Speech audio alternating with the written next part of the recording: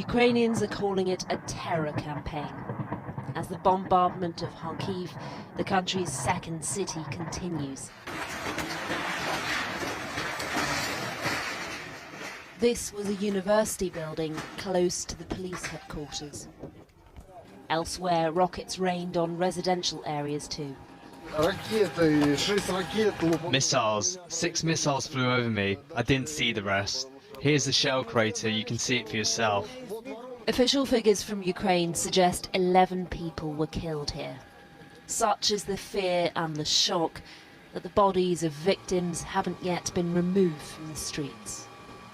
They bombed the residential building, hit it with rockets. Many civilians died. I have videos of at least 4 dead people lying on the ground. There's a dead person laying next to us. Lavrov and Putin are bandits. They should be brought to justice.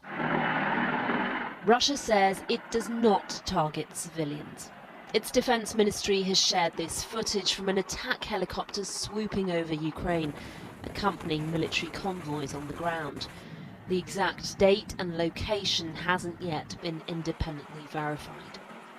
They also claim to have captured the Ukrainian port city of Kherson. Footage posted on social media allegedly shows a tank on the streets and Russian soldiers in the centre of the city. But there are differing reports. Local authorities claim it's still under Ukrainian control. Units of Russians armed forces took entire control of Kherson's regional centre. The civilian vital infrastructure and city transport work as usual. The city doesn't suffer from a lack of food and basic commodities. This is the 7th day of fighting. Russia's prepared to negotiate, with a new round of talks expected this evening. But Ukraine says first the bombing must stop, and there's no sign of that. If anything, an escalation. Here's the aftermath in Kharkiv, where there are now reports of heavy fighting in the streets. In Zhytomyr, rescue operations are underway. This is a residential area near a hospital, according to footage released by Ukraine's emergency ministry.